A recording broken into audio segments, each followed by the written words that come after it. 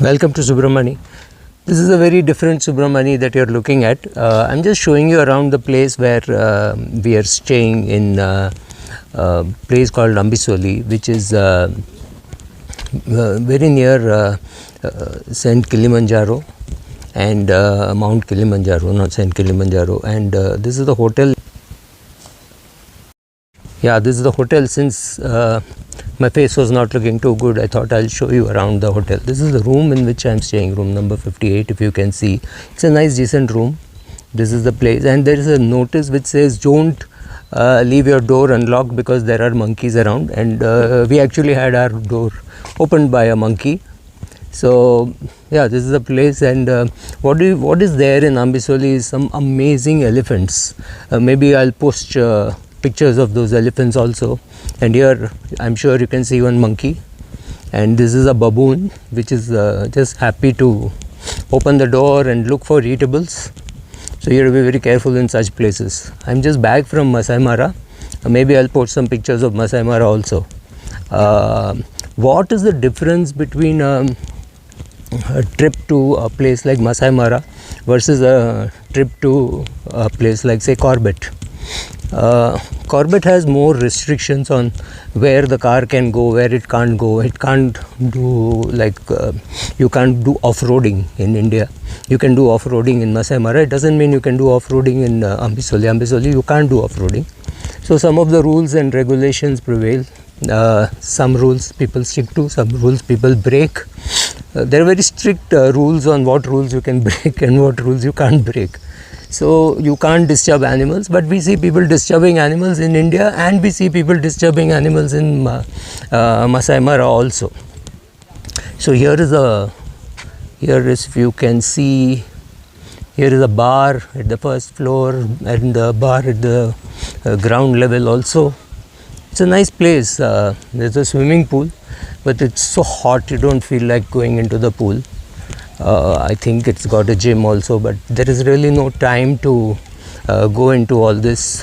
When you are traveling here in Masai Mara, you leave at 5:30 in the morning. You leave with your breakfast and lunch, and you come back at 7:30, which means 5:30 to 7:30 is 14 hours in the Land Cruiser. And believe me, my respect for Toyota and Land Cruiser went through the roof after I traveled to Masai Mara. It's an amazing vehicle with fantastic after sale service. Doesn't mean I'm recommending you to buy the share or buy the vehicle, but we had fantastic experience with that vehicle. The vehicle got stuck, but immediately somebody else would come and pull it out, and we pulled out 3-4 people. We got pulled out once, and once when somebody had a breakdown, Toyota sent its people into the forest to fix it. That's amazing after sale service that I've seen from an automobile company.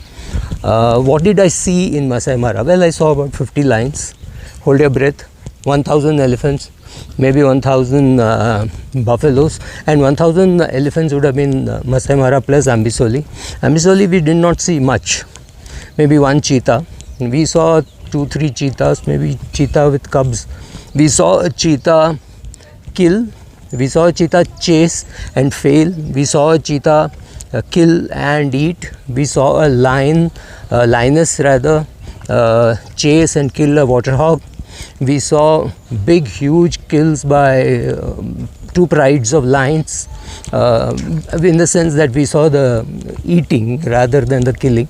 We saw 2 killings, one by cheetahs and one by lion, and then we saw eating. And we saw one amazing planning by a group of 8-9 lions to kill a buffalo. It didn't work out. The buffalo sensed and ran away perhaps, or they themselves changed their plan, we don't know. But the planning was so meticulous and amazing. There is a fence here, and it says Hatari, danger. I didn't even know the word Hatari meant danger. I always thought Hatari meant a movie. For people my generation would have heard of that movie. It was about rhinoceros. I did not know that the word Hatari meant danger.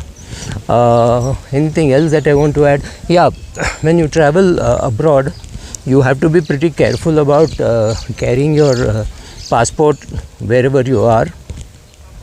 And in many of these places you are warned that you have to keep your valuables in a safe.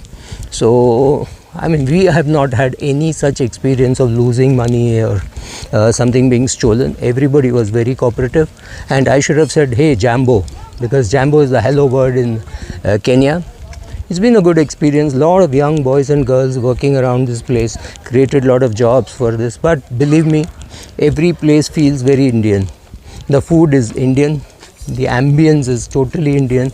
You find dal, you find roti, you find eggless cakes, and I thought eggless cakes was an Indian phenomena. But I think a lot of Gujaratis traveling, a lot of South Indians traveling, maybe a lot of vegetarians traveling has ensured that good food, good vegetarian food is available in all these places. Travel abroad, which means travel to Masai Mara or etc., is a little more expensive than traveling to Indian destinations. But if you see per animal seen, it's amazing. In my say 20 years of traveling in India, I may have seen 50 tigers or maybe 75 tigers, but I saw 50 lions in 3 days in Masai Mara. It's just no comparison because it's a very open kind of a jungle. There are no trees, or there are very few trees. It's like an open grassland. And whereas in India you have a lot of trees, and the tiger is a lone animal, whereas this is a pride. So I saw 8-9 lions together eating one buffalo, right? Maybe I'll put some of these videos on later on. Thank you. Bye.